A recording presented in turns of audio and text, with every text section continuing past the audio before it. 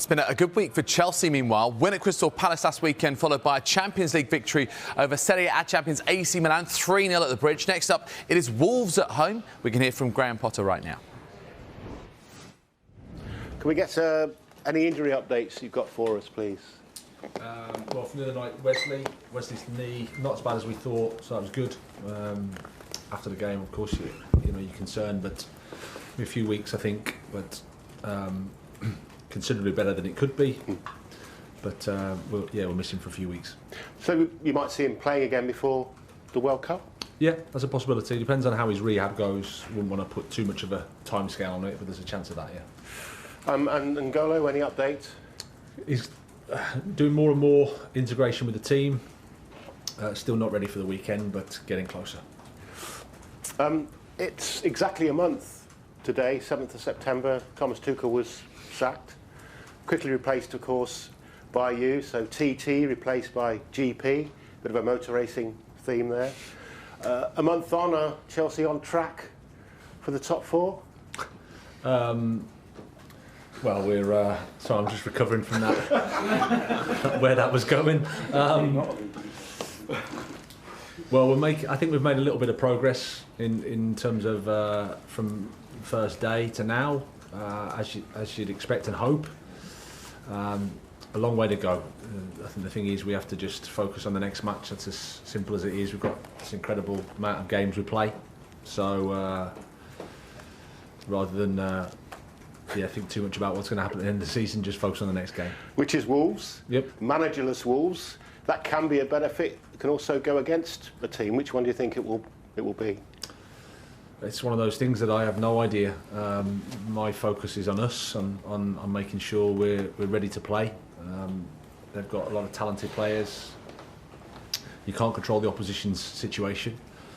So you see the games in the Premier League. The margins are so small that they've been in games. They've been, that they've not really lost. So we're expecting a tough game. I think historically it's a challenge playing Wolves.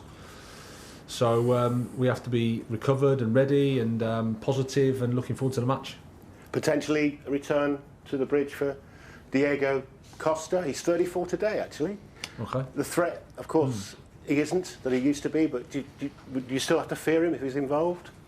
Well, we have a lot of respect for him, for his career, for what he's achieved, and he's at Wolves. He's a Wolves player, and he's gonna come and be ready to play. So everybody at this club knows how good he's been, and I've followed his career from afar, and I have a huge respect for him and what he's achieved as a player. So he's one, like I said, of lots of talented players at Wolves. They've got especially in the forward line, a lot of attacking players there that can hurt you. So we have to be ready. Didn't leave in the best way possible, but he did a lot for the club. Do you expect him to get a good reception? Yeah, I'm not sure. I'd hope so. Always, when players have achieved something at the club, you hope that, but that's not for me to decide. Of course, I'm focusing on the team we have and our team, and I thought the support the other night was fantastic. So we're hopefully building on that. Hi Graham, how are you? Good, thank you. You've used two formations already since you took over. Why did you decide to go three at the back on Wednesday, and will that be the formation now moving forward? You always consider the opponent, always consider the players that we have. We had an injury. We lost Mark for illness from Salzburg to Crystal Palace. One or two other things happening, so sometimes that can change the way you want to go and approach the game. I think it's important to have a couple of options because the personnel won't be the same for the next however many games, 10 games, 11 games, whatever we have until the World Cup break. So it's a really intense period where it's important to have some options. I think the thing to always manage is the balance between change and consistency. Things have to be consistent, otherwise it can be destabilising. So that's the thing we have to work with. You mentioned Mark and his illness. How is he? Is he in contention to start tomorrow? Yeah, fully recovered now and needed the time. He was on the bench against Milan, so he's had more time, more recovery, so he'll be involved tomorrow. Comparing the Milan performance with the one against Salzburg 3 weeks before, how big a step forward do you think the team has taken? Well, I was thinking before the game that it was quite a surreal situation. You know, it's very rarely that your first game is a Champions League match, and you haven't got that much information in terms of how much you know about the team and about our team. And 3 or 4 weeks on, you just know more about the guy. Had more interaction, more opportunities to get to know them better. So I think that was a result of that. But again, it's only a small step. We want to keep moving forward, and I'm so far happy with the progress that the team's made. Just finally, very disappointing, obviously, to lose Fafana to injury. But how pleased were you with Trevor Chalobah when he came on? Yeah, really pleased. Probably epitomises the group. I think everyone's ready to come in and ready to play and ready to help. Trevor's been really professional, hard working in training. His level's been high, so in that regard, it was probably a reward of that behaviour that he played so well. Thank you. Good luck tomorrow. Cheers. Thank you. Graham, how are you? Good. Yourself? Very good, thank you. Goals have been a problem for Wolves this season, which is why I think Ian Bruno Lage got the sack when they weren't playing well, they just weren't scoring. And goals for Chelsea centre forward have been a problem up until it seemed the arrival now of Pierre-Emerick Aubameyang. What have you done to sort of get him scoring goals for Chelsea and get rid of the idea of a curse for the number 9? Well, I don't know whether I've done anything specifically. It's more that we've just been working with the whole group,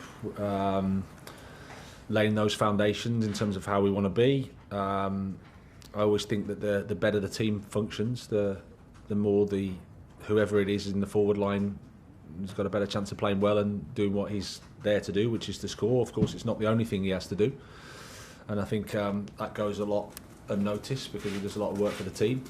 But we're happy for him, happy that he's scoring, and long may that continue. Interesting you say that, because Erling Haaland seems to be scoring goal after goal, and yet really all his touches are just the goals he scores, really, rather than tracking back and necessarily helping out his right back or his left back. Yeah, and obviously the two teams are different stages of development, and everybody's different in terms of how they play, and I think. Like I said, Pierre's working really, really well for the team, and it's nice that he's scored a couple of goals. Still no Kante. How infuriating is it for you and for him for the World Cup, because you want to play for Chelsea, and how much of a problem is it because obviously we haven't got that much time between now and the World Cup?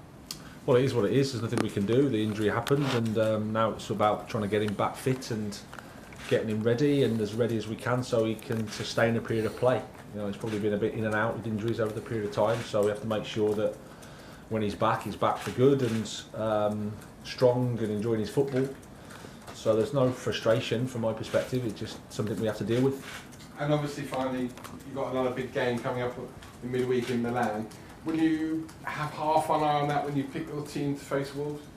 No, we have to pick the team to win the game against Wolves. We have to make sure everybody's recovered properly, and we pick the players that we think can give us the best chance to win.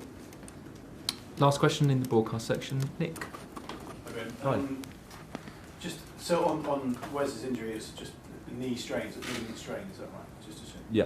And just on Kante, obviously there's always a temptation with, and I think some managers before have gone into that temptation to like to push him back because of how influential he can be.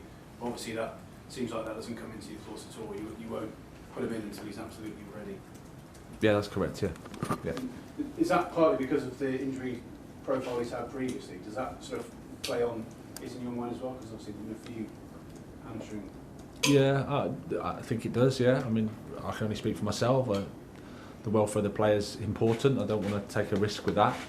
I understand there's all the time you have to take some decisions, but from my perspective, I want to make sure that the player's safe, he's ready to play consistently over a period of time, and I think that's the best way to build relationships with them and get them back strong and enjoying their football.